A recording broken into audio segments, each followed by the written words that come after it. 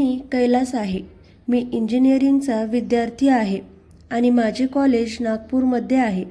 माझे सध्याचे वय 25 वर्ष आहे आणि त्या आंटीचे नाव सोनाली आहे. तिचे वय अंदाजे 31 वर्ष आहे आणि ती दिसायला एकदम हिरोईनसारखी आहे. तेव्हा माझे पेपर चालू होणार होते आणि त्यामुळे मला काही पुस्तके पण घ्यायची होती. मी विचार केला की पेपर आधी एकदा घरी पण जाऊन येतो. मग मी संध्याकाळी जेव्हा आंटीला पाहिले, मी एकदम वेडा होऊन गेलो, कारण ती खूप भारी दिसत होती, म्हणजे खूप सुंदर दिसत होती. मी आंटीला नमस्ते केले.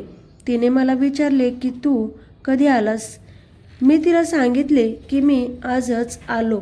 मला काही पुस्तके घ्यायची होती म्हणून मी परत माझ्या घरी आलो.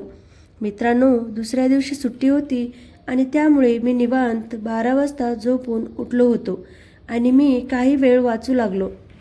पण माझे मन जरा पण वाचायला करत नव्हते आणि मला पुन्हा पुन्हा आंटीचे विचार मनात येत होते. म्हणून मी माझे पुस्तकं बाजूला ठेवले आणि माझे दोन्ही डोळे बंद करून मी आंटीचा विचार करू लागलो. तेव्हा अचानक आंटी माझ्या घरी आली. लगेच ती पटकन माझ्या रूममध्ये आली. तिची नजर सरळ माझ्यावर गेली. ती एकदम गपचूप 2 मिनिटे तिथे उभे राहिली आणि मला पाहत राहिली. तिने मला हाक मारली. मी पटकन माझा लोवर सरळ केला आणि मी माझे चाळे लपवत होतो आणि ती हसू लागली. ती मला म्हणाली की तू काय करीत वाचत होतास की कोणाच्या तरी विचारात हरवला होतास? मग मी म्हणालो की आंटी, असे काही नाही हो, मी वाचत होतो. मी थोडा दमलो म्हणून मी काही वेळ आराम करण्यासाठी डोळे बंद करून झोपलो होतो. मग ती पटकन मला हसून म्हणाली की मला चांगले माहिती आहे की तू किती झोपला होतास. अजून पुढे ती मला म्हणाली, ठीक आहे, तर आता चल तू मला हे सांग की तुझी आई कुठे आहे? मग मी सांगितले की आई चाचीच्या घरी गेली आहे. तिची तब्येत थोडी खराब झाली आहे. तुम्हाला काही काम असेल तर मला सांगा. ती मला म्हणाली की काही नाही, मी सूटसाठी आले होते. चल, मी नंतर येते आणि तू तुझा अभ्यास की दुसरी जे काय करत होतास ते करत बस, मी जाते. मग माझे डोके खूप फिरले आणि मी तिचा विचार करू लागलो. मी तिच्या नावाने बरेच चाळे केले आणि मी संध्याकाळी माझ्या एका मित्राबरोबर फिरायला निघून गेलो. मी काही वेळाने परत आलो तर मी पाहिले की आंटी बाहेर तिच्या एका ग्राहकाबरोबर उभी होती, जी सूटसाठी आली होती आणि ती तिच्याबरोबर काहीतरी बोलत होती. ती तिला माझी सर्व घटना वर्णन करून सांगत होती. मग मी पण विचार करू लागलो की आंटी वेडी तर नाही झाली आहे ना? ही कोणती पण गोष्ट कोणाला पण सांगते आहे. मग आंटीने मला जवळ बोलावले आणि मी पण लगेच तिच्या जवळ गेलो. ती म्हणाली की हा माझ्या मुलाचा एक चांगला मित्र आहे आणि तो आता इंजिनिअरिंग करत आहे आणि तो पूर्ण दिवस वाचत असतो आणि एवढेच नाही तर तो झोपताना पण त्याचा विचार करत असतो. आणि असे म्हणून त्या दोघी खूप मोठ्याने हसू लागल्या. मग मी पण तिला तिच्या तोंडावर मारले की हीच तर खरी वेळ आहे याचा विचार करायची आणि आता नाही करणार तर मग केव्हा करणार आणि मी पुढे कसा जाणार आणि माझे काम कसे पूर्ण होणार? मग ती म्हणाली, बरे असे आहे तर. मी पण हो म्हणालो आणि थोडा वेळ गप्पा मारत आम्ही तिथेच उभे होतो. नंतर मी माझ्या घरी आलो.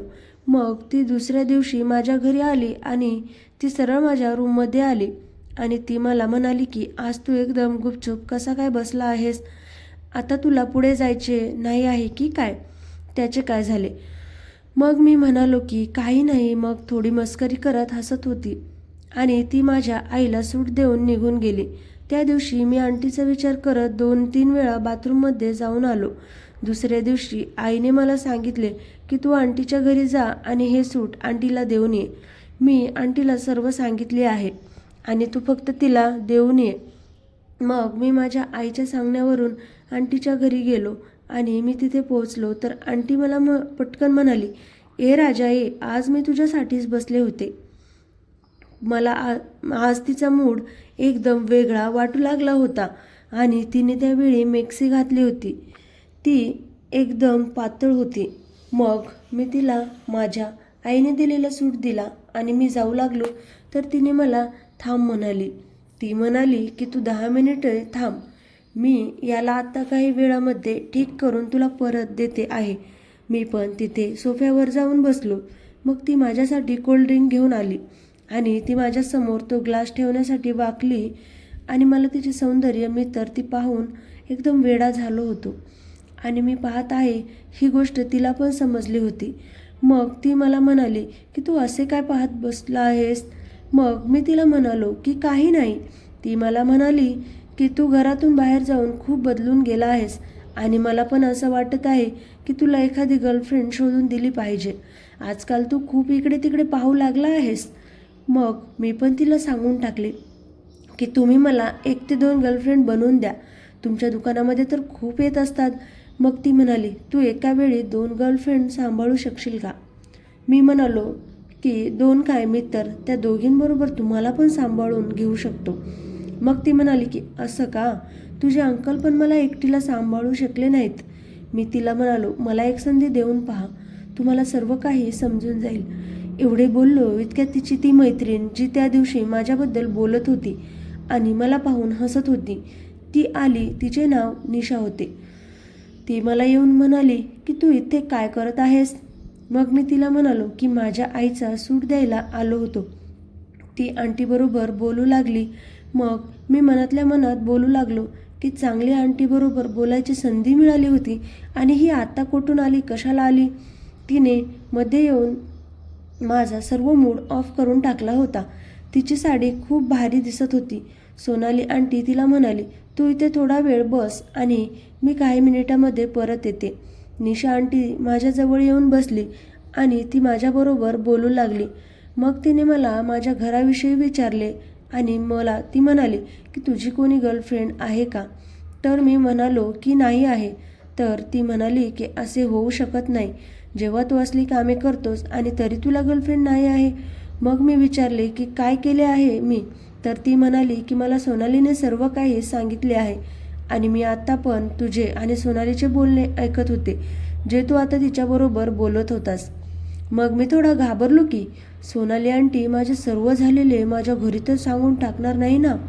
एवढ्यात सोनाली आंटी तिचा सूट घेऊन आली आणि तिला म्हणाली की तू घालून बघ आणि तोपर्यंत मी याच्या आईच्या सूटला पण दुरुस्त करून देते. मग निशा आंटी पण त्याच रूममध्ये पडद्यामागे जाऊन बदलू लागली. तिथे एक आरसा लावलेला होता आणि मी पण तिथे बसलो होतो. मला थोडे बाजूने ते दिसू लागले होते आणि तो पडदा पण पंख्याच्या हवेमुळे हलत होता. मी तिला पाहू लागलो. तिने जशी तिची कापड बाजूला काढली, खूप चांगला सीन होता तो. मग मी पाहत आहे ते बहुतेक तिला पण समजले होते म्हणून ती मुद्दामून माझ्या तशीच समोर येऊन उभी राहिली. ती एकदम भारी दिसत होती आणि आता माझ्या मनात आले की तिला आता पकडतो आणि एक मिठी मारतो. मग तिने तिचे कपडे घातले आणि ती आंटीकडे येऊन तिला दाखवू लागली होती. तिला म्हणाली की मला थोडी टाईट होते आहे आणि अजून मी आतमध्ये तर काही घातले पण नाही आहे. मग सोनाली आंटी तिला म्हणाली की तू खाली काहीतरी घालून मग पाहून घे. तिने तिच्या कपाटातून काही कपडे काढून दिली.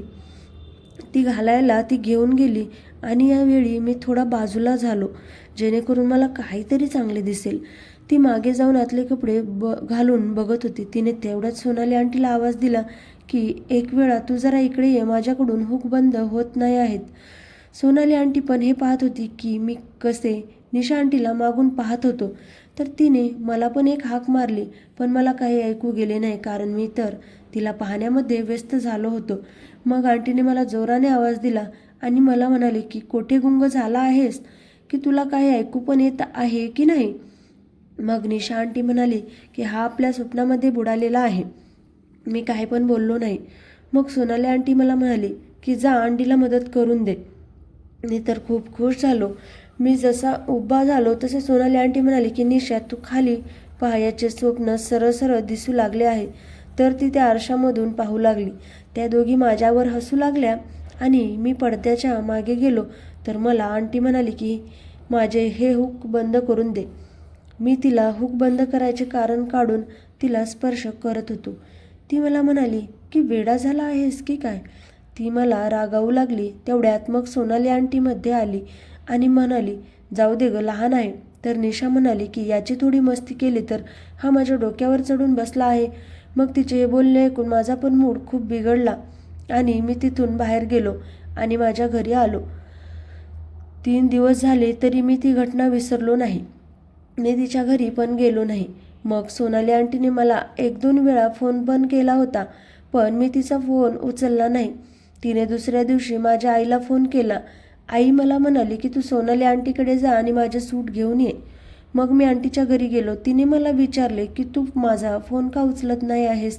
तर मी काही पण उत्तर दिले नाही आणि एकदम गप्प राहिलो. मग ती माझ्याकडे आली आणि मला म्हणाली की तू त्या दिवशी जे घडले त्यावर नाराज आहेस का? मी काही पण बोललो नाही. ती म्हणाली की जे झालं ते विसरून जा ना, आणि बघ मी तुझ्यासाठी एक मस्त गर्लफ्रेंड शोधून ठेवली आहे. मी पण हे ऐकून पटकन म्हणालो, खरेच का? आणि मी आनंदाने आंटीला गळ्याला भेटलो. पण मी 2 मिनिटांनी शुद्धीवर आलो आणि तिला सोडून दिले. मग आंटी म्हणाली की काही हरकत नाही, आणि तेव्हा आंटीच्या चेहऱ्यावर एक वेगळे भाव होते. मग ती मला म्हणाली की मी तर चेष्टा करत होते आणि मला इतक्या लवकर कशी काय मिळणार होती ती? मग मी म्हणालो की मला काही पण माहिती नाही. आता तुम्ही सांगितले आहे ना, मग मला गर्लफ्रेंड हवी आहे, नाहीतर तुम्ही स्वतः माझी गर्लफ्रेंड बनवून घ्या. मग ती म्हणाली की एकतर तू माझ्या मुलाचा मित्र आहेस, मग मी तुझी गर्लफ्रेंड कशी काय बनू शकते मला सांग पाहू. मग मी पण म्हणालो की जर मी तुझ्या मुलाचा मित्र नसतो तर तू माझी गर्लफ्रेंड बनली असतीस का? आता ती एकदम गप्प बसली आणि ती माझ्याकडे पाहू लागली. मग मी विचार केला की खूप चांगली संधी चालून आली आहे. मी पटकन तिचा हात पकडला आणि तिला म्हणालो की आंटी मी खूप प्रेम करतो, तुम्ही माझी गर्लफ्रेंड बनणार का? मग ती काही पण बोलली नाही आणि मला पाहत राहिली. काही वेळ विचार करून ती मला हो म्हणाली. मी तिला मिठी मारली आणि मी तिथून निघून आलो. आत्ता मी आणि आंटी फोनवर खूप बोलू लागलो. मी तिला पूर्ण दिवस मेसेज करीत राहायचो आणि तिला कधी कधी कॉल पण करत होतो. मग एक दिवस तिने मला एक जोक पाठवला, तर मी पण तिला उत्तर देत तिला एक जोक पाठवला. मग ती मला म्हणाली की अजून पाठव, तर मग मी तिला एक चावट जोक पाठवला, पण तिने काही पण उत्तर दिले नाही. मग मी तिला काही वेळाने कॉल केला आणि विचारले की काय झाले, तुम्हाला जोक आवडला नाही का? तुम्ही उत्तर का देत नाही आहे? मग ती म्हणाली की असे काही नाही आहे, मी तुझ्या अंकलसाठी जेवण बनवत आहे. मी अजून जास्त मेसेज तिला पाठवू लागलो, तर ती मला म्हणाली की मी तुला नाही म्हटले नाही याचा अर्थ असा नाही आहे की तू मला सर्वच आवड मेसेज पाठवू लागला आहेस. मग मी म्हणालो की मला असे वाटले की तू मला खूप आवडले म्हणून मी तुम्हाला ते पाठवू लागलो होतो. मग ती मला जरा रागाने म्हणाली, मला सगळं माहिती आहे. मी हसतच तिला म्हणालो, असं आहे का? मग सांगा बरं. ती एकदम थोडी नाराज झाली आणि कटाक्ष टाकत म्हणाली, काय म्हणालास तू आत्ता? मी पटकन सावरत म्हणालो, अगं काही नाही, मी तर मजाक करत होतो. ती थोडा वेळ शांत राहिली आणि मग एक दीर्घ श्वास घेत म्हणाली, ठीक आहे. मी मनात विचार करत होतो, असं तर काही जमणार नाही. सगळी माझ्या मॅसेजमध्येच उडून जाईल. काहीतरी नवीन विचार केला पाहिजे. मग धाडस करून तिला विचारले, आंटी तू माझ्याबरोबर मूव्ही पाहायला येशील का? ती गोंधळली. तिच्या चेहऱ्यावर आश्चर्य आणि थोडा संशय होता. काय वेडा झाला आहेस का? आणि जर कोणी मला तिथे पाहिले तर? मी तिला समजावत म्हणालो, अगं काही होणार नाही, पण जर तुला बाहेर जायला आवडत नसेल तर मीच DVD घेऊन येतो. आपण दोघं घरीच बघू. ती पहिल्यांदा पूर्ण नकार देत होती, पण मी आग्रह केला आणि शेवटी तिने मान्य केलं. ती विचारात पडली आणि म्हणाली, कोणती मूव्ही आहे? मी मिश्किल हसत म्हणालो, एक इंग्लिश मूव्ही आहे. ती थोडी संकोचली पण अखेर म्हणाली, ठीक आहे. मी DVDचं दुकान गाठलं आणि एक रोमॅन्टिक फिल्म घेतली. मनात एक वेगळंच उत्साहाचं वादळ सुरू होतं. आज काहीतरी वेगळं घडू शकतं. ठरल्याप्रमाणे मी 10 वाजता तिच्या घरी पोहोचलो. घरात फक्त तीच होती. अंकल ऑफिसला गेले होते आणि तिचा मुलगाही कामावर गेला होता. Perfect timing. मी मनातल्या मनात म्हणालो. मी आत गेलो तर तिच्या साडीच्या जागी एक सुंदर सडपातळ सूट होता. ती या वेशात प्रचंड मोहक आणि आकर्षक दिसत होती, जणू काही खास तयारी केली होती. मी हसत म्हणालो, हाय आंटी. ती हसून म्हणाली, बस मी तुझ्यासाठी पाणी घेऊन येते. तिच्या चालीत एक वेगळीच नजाकत होती. त्या क्षणी मला जाणवलं, आज काहीतरी वेगळंच होणार आहे आणि मी त्याच्यासाठी पूर्णपणे तयार होतो. मग ती माझ्यासाठी पाणी घेऊन आली. ते मला दिले आणि ती मला म्हणाली की मी तुझ्यासाठी काहीतरी खायला पण घेऊन येते. मग मी तिला म्हणालो, की इथे बस सोनाली. ती म्हणाली की आंटीवरून सरळ सोनाली, तुझ्या मनात काय चालू आहे रे? मग मी म्हणालो की आता गर्लफ्रेंड बनली आहेस तर मग मी तुला सोनाली म्हणणार नाही का? तर ती हसू लागली. मग मी मूव्ही लावू लागलो तर ती म्हणाली की कोणती आहे? मग मी तिला नाव सांगितले तर ती म्हणाली की ही तर खूप जुनी आहे मूव्ही. मग मी म्हणालो की तुम्ही आधी पाहिले आहे का? तर ती म्हणाली की हो, एक वेळा अर्जुन घेऊन आला होता आणि ती निघून गेल्यावर मी त्याच्या लॅपटॉपवर पाहिली होती हा मूव्ही. मग मी तिला म्हणालो की मग तर तू चावट मूव्ही पण पाहिली असशील. तर ती लाजू लागली आणि मला म्हणाली की गुपचूप मूव्ही लाव. आणि आम्ही मूव्ही पाहायचे चालू केले आणि त्यामध्ये थोड्या वेळामध्ये एक मुलगा एका मुलीला किस करू लागला आणि मी तेव्हा आंटीचा हात पकडला आणि त्यावर किस केली आणि तिला मी मिठी मारली. मग आंटीने मला मागे केले आणि ती म्हणाली की हे सर्व करायला मी तुझी गर्लफ्रेंड बनले आहे का? मी तर तुझे मन ठेवायला हो म्हणले होते आणि तू हे सर्व काही तुझ्या गर्लफ्रेंडबरोबर कर, ठीक आहे ना? मग मी म्हणालो की ठीक आहे. माझे मन ठेवण्यासाठी हो म्हणणं तर ती नाही म्हणाली. तर मग मी नाराज झालो आणि जाऊ लागलो तर ती म्हणाली की थांब जरा, पण मी फक्त तुला किस करायला देणार आहे आणि जास्त काही पण करायचे नाही, समजले? मग मी म्हणालो की ठीक आहे आणि मी तिला मिठी मारली. मग मी एक गाणे चालू केले आणि तिला डान्स करायला सांगितले. तर तिने पटकन हो म्हणाली आणि मी तिच्याबरोबर डान्स करू लागलो. मी तिच्या ओठावर किस करू लागलो. आम्ही 5 मिनिटे किस केले आणि ती पण आता तयार होती. आम्ही खूप प्रेम करू लागलो आणि काम चालू असताना आम्ही बोलत होतो. ती म्हणाली, मी खूप उपाशी आहे रे. मला अर्जुन पूर्ण शांत तुझ्या काकांनी केले नाही. त्यांना वेळ मिळत नाही कामामधून आणि जर ते घरी आले तर थकून असतात. त्यामुळे ते जेवण करून लगेच झोपी जातात आणि परत दुसऱ्या दिवशी कामावर जातात. त्यामुळे माझ्यावर प्रेम करायला त्यांना वेळच मिळत नाही. बोलत बोलत आम्ही एक पाऊल पुढे टाकत होतो. खूप मजा येत होती आणि आम्ही आता एका सर्वोच्च बिंदूवर येऊन शांत झालो. लगेच मी माझ्या घरी निघून आलो कारण त्याच्या मुलाच्या येण्याची वेळ झाली होती. तर मित्रांनो, कथा कशी वाटली कमेंट करा. व्हिडिओ आवडला असेल तर व्हिडिओ लाईक करा. चॅनेलवर नवीन असाल तर चॅनेलला सबस्क्राईब करा. चला तर मग पुन्हा भेटूयात अशाच नवीन व्हिडिओमध्ये. धन्यवाद.